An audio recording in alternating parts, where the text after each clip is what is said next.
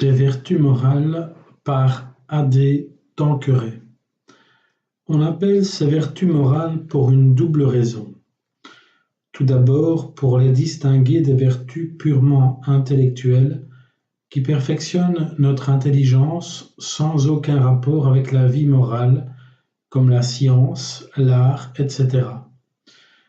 Deuxièmement, pour les distinguer des vertus théologales qui règlent bien aussi nos mœurs, mais qui, comme nous l'avons déjà dit, ont Dieu directement pour objet, tandis que les vertus morales poursuivent directement un bien surnaturel créé, par exemple la maîtrise de nos passions. Il ne faut pas oublier cependant que les vertus morales surnaturelles sont vraiment elles aussi une participation à la vie de Dieu et nous préparent à la vision béatifique. Du reste, ces vertus, au fur et à mesure qu'elles se perfectionnent, et surtout quand elles sont complétées par les dons du Saint-Esprit, finissent par se rapprocher tellement des vertus théologales qu'elles en sont comme tout imprégnées et ne sont plus que des manifestations diverses de la charité qui les informe.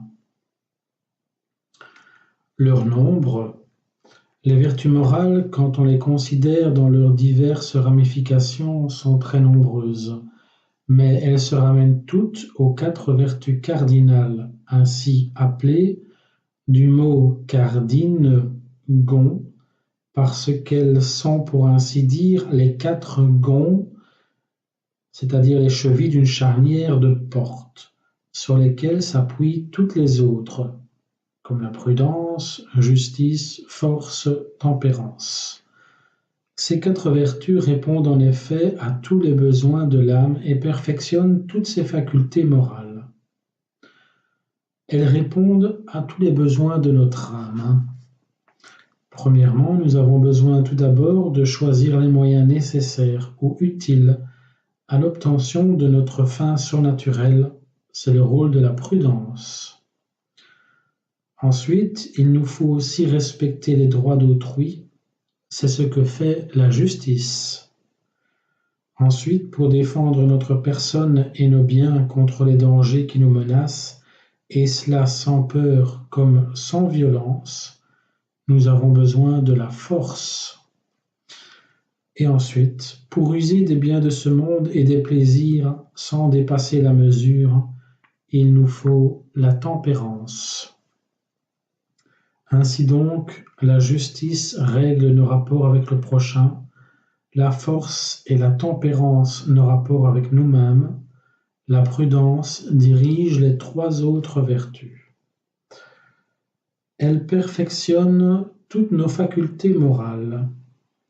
L'intelligence est réglée par la prudence, la volonté par la justice, l'appétit irascible, c'est-à-dire la colère, par la force, et l'appétit concupiscible par la tempérance. Notons toutefois que, comme l'appétit irascible et concupiscible ne sont susceptibles de moralité que par la volonté, la force et la tempérance résident dans cette faculté supérieure aussi bien que dans les facultés inférieures qui reçoivent leur direction de la volonté.